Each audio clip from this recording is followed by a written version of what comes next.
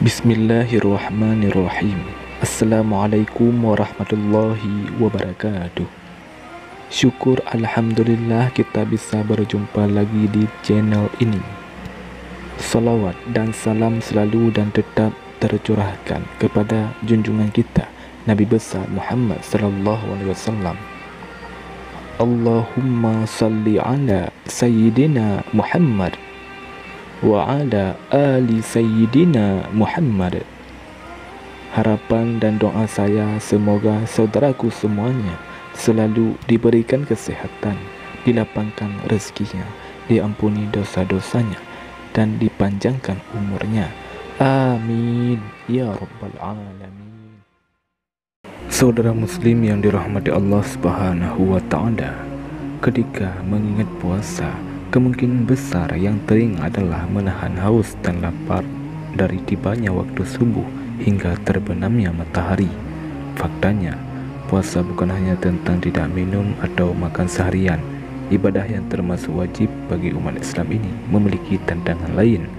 Untuk mendapatkan puasa yang sah, makanan atau minuman bukanlah satu-satunya hal yang harus kamu hindari. Pada dasarnya, puasa adalah tentang menahan diri, dan itu termasuk menahan emosi dan keinginan untuk bertindak buruk. Makanya meskipun ibadah puasa tidak terlihat saat dilakukan, ibadah ini termasuk ibadah yang cukup menantang.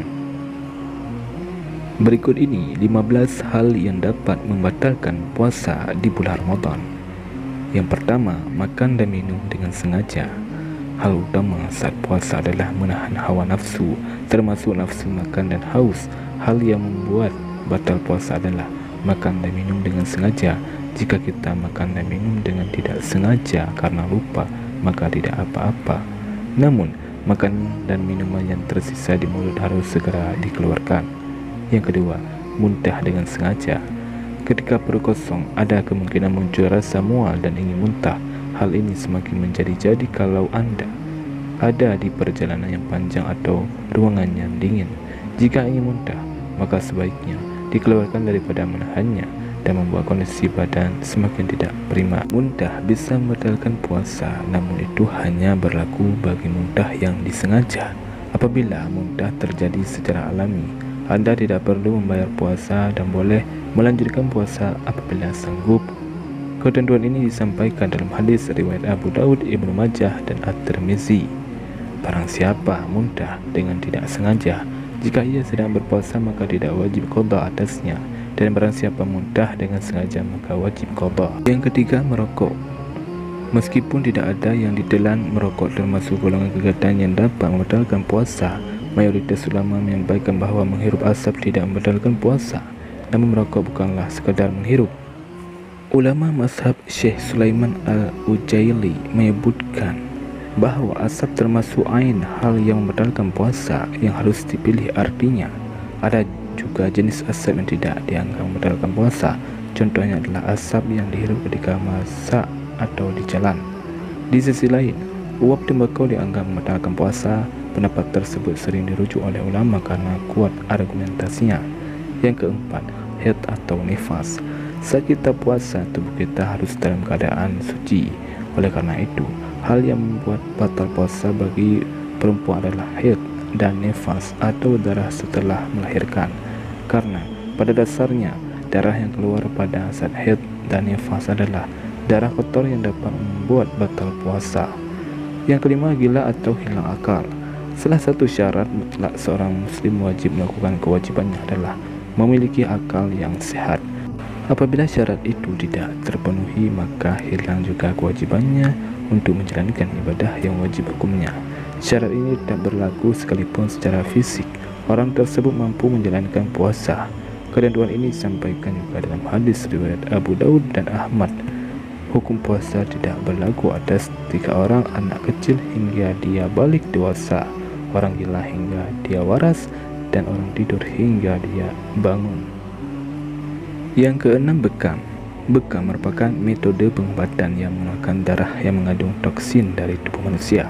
Seperti yang kita tahu, kita tidak diperkenankan untuk mengeluarkan apapun yang ada di dalam tubuh saat puasa, termasuk mengeluarkan darah. Karena itu, bekam merupakan salah satu hal yang membuat batal puasa. Yang ketujuh, suntikan. Pada umumnya saat kita disuntik, kita akan dimasukkan obat serta cairan yang baik untuk tubuh. Karena itu suntikan merupakan hal yang membuat batal puasa. Cairan yang masuk ke dalam tubuh bisa menghilangkan rasa haus dan juga lapar pada tubuh. Yang kedelapan, berhubungan suami istri. Melakukan hubungan suami istri saat siang hari dapat membuat batal puasa. Hal ini dikarenakan kita tidak bisa menahan nafsu pada saat puasa. Jika Anda berhubungan suami istri saat berpuasa, maka Anda diwajibkan untuk mengganti puasa serta membayar kifarat atau denda.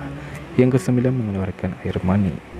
Mengeluarkan air mani atau sperma dapat membuat batal puasa. Pada umumnya kita mengeluarkan sperma jika kita terangsang oleh sesuatu atau nafsu. Namun, jika kita mengeluarkan air mani pada saat mimpi basah, maka puasa tidak batal. Yang ke-10, menelan dahak. Jika seseorang mengeluarkan dahak yang sudah dikeluarkan ke rongga mulut lalu ditelan kembali dengan sengaja, maka hal ini dapat membatalkan puasa. Menurut beberapa pendapat ulama, dahak berasal dari pangkal hidung alias tidak keluar dari mulut, sehingga hal ini mirip dengan muntah dan masih memungkinkan seseorang untuk menghindarinya. Yang ke-11, berenang.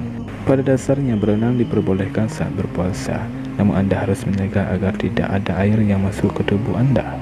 Hal ini pastinya sulit untuk dihindari, jadi ada baiknya Anda menunggu hingga waktu berbuka untuk berenang.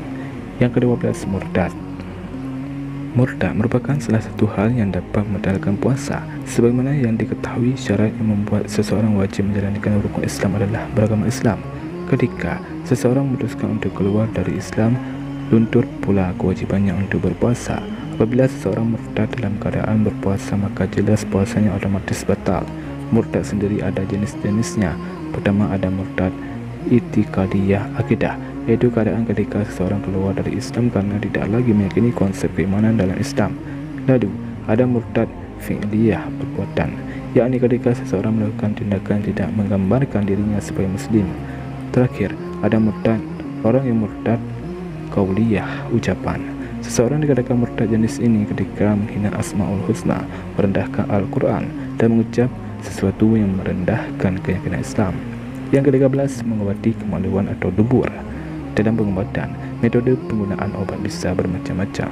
Salah satu metode yang umum digunakan adalah melalui lubang kemaluan atau dubur, dan memasukkan sesuatu melalui lubang di tubuh dapat membatalkan puasa. Apabila melakukan pengobatan melalui kemaluan dubur atau kedua-duanya, seorang yang muslim dikatakan batal puasanya. Hal ini disebabkan karena obat akan masuk ke dalam tubuh sehingga puasa menjadi batal. Meskipun dalam keadaan sakit, syarat ini tetap berlaku. Jika Anda termasuk yang membutuhkan obat yang dimasukkan melalui kemaluan atau dubur, Anda mungkin perlu mencari alternatifnya. Yang ke-14, emosi. Saat berpuasa artinya kita harus menahan segala hawa nafsu mulai dari matahari terbit hingga terbenam.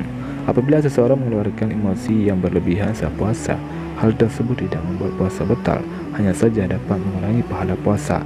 Selain itu, saat seseorang marah dan emosi membuat mereka tidak mengontrol diri sehingga dapat mendorong mereka melakukan hal yang keji seperti memukul, membunuh, dan lain sebagainya. Walaupun banyak orang yang tetap melanjutkan puasa setelah mengeluarkan emosi, namun pahalanya tetap berkurang. Yang ke-15, memakan selain makanan pada umumnya.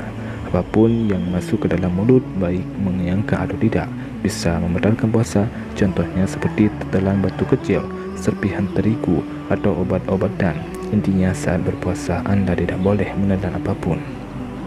Saudara muslim yang dirahmati Allah Subhanahu wa taala, demikianlah 15 hal yang dapat membatalkan puasa di bulan Ramadan.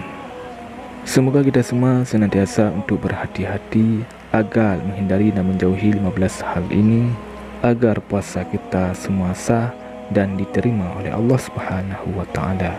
Amin ya rabbal alamin. Wallahu a'lam bishawab. Assalamualaikum warahmatullahi wabarakatuh.